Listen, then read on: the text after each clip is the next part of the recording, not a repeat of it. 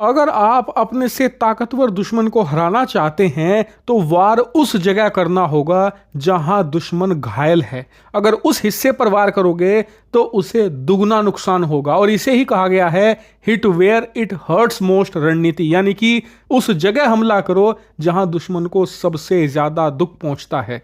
और इसीलिए भारत ने बिल्कुल इसी तरफ एक शानदार कदम चला है। दरअसल पिछले 1-1.5 साल में आपने खूब सुना होगा कि चीन धीरे धीरे करते हुए जो तिब्बत है उसका कल्चर समाप्त कर रहा है। यहां तक कि चीन इस हद तक चला गया है कि लोगों को पूजा वहां पर करने से रोका जा रहा है जो बुद्धिस्ट हैं। इसके अलावा जो वहां पर छोटे छोटे कस्बे हैं, गांव हैं, उनके नाम बदले जा रहे हैं बहुत ही बड़े लेवल पर। और साथ ही लोगों को स्ट्रिक्ट हिदायत दी जा रही है जो रहते हैं तिब्बत में कि जो हमने नाम रखे हैं उसी नाम से तुम अपने गांव को, अपने कस्बों को, अपने शहरों को बुलाओगे, क्योंकि अगर तुमने ऐसा नहीं किया तुम्हारे घर वाले ढूंढते रह जाओगे और तुम उन्हें कभी नहीं देखोगे दोबारा।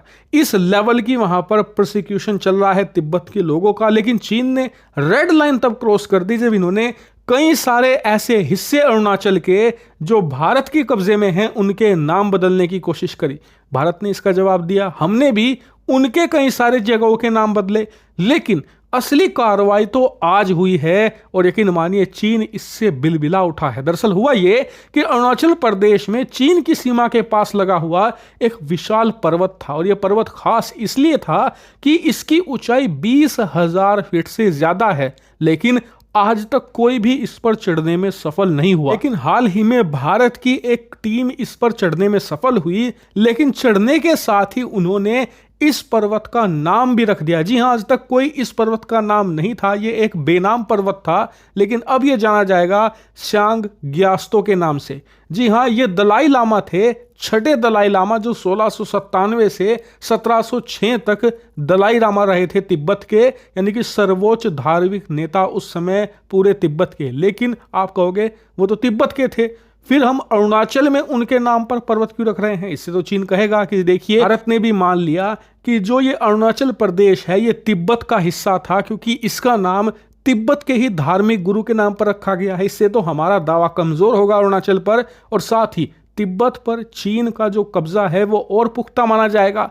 लेकिन यहीं पर भारत ने खेल किया है। दरअसल भारत के पास ऑप्शन थे, 14 दलाई लामा आए हैं आज तक, किसी के भी नाम पर रख देते, लेकिन भारत ने छठे को ही चुना। छठे को इसलिए क्योंकि ये दलाई लामा थे तो तिब्बत के, लेकिन असल में इनका जन्म भारत के अरुणाचल प्रदेश के ही तवांग में हुआ था, यानी कि ये भारतीय थे, फिर बाद में ये तिब्बत चले गए और वहां के सर्वोच्च धार्मिक नेता यानी कि दलाई लामा बन गए। इसीलिए भारत ने ये नामकरण करके ना सिर्फ अरुणाचल पर अपना दावा पुख्ता कर लिया है, बल्कि तिब्बत के भी एक बड़े हिस्से पर अपना दावा ठोक दिया है कि जी देखिए भारत से ही जाते थे लोग दलाई लामा बनने पूरे तिब्बत में।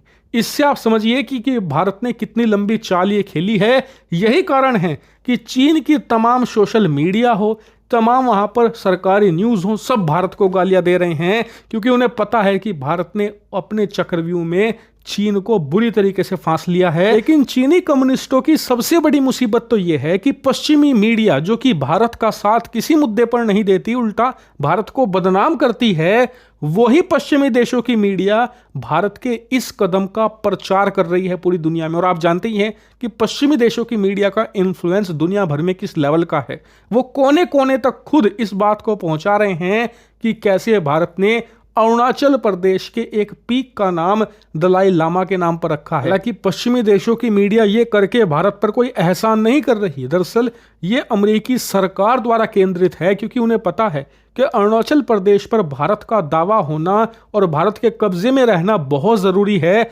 वरना चीन बहुत ज्यादा हावी हो जाएगा। इसलिए वो इस पूरी खबर का प्रचार कर रहे हैं ताकि दुनिया को पता चले कि अरुणाचल भारत का हिस्सा है सदियों से, ना कि चीन का। और जो तिब्बत है उस पर अमेरिकी सरकार कितनी एग्रेसिव है आप जानते ही हैं कि हाल ही में उनका हाई लेवल डेलीगेशन आकर भारत के अंदर ही दलाई लामा से मिल भी चुका है, और उस समय चीन का क्या आउटरेज था वो भी आपने देखा। लेकिन फिलहाल के लिए भारत ने शानदार रणनीति चली है, दुश्मन पर हमला वहां किया है जहां उसे सबसे ज्यादा दुख पहुंचता है।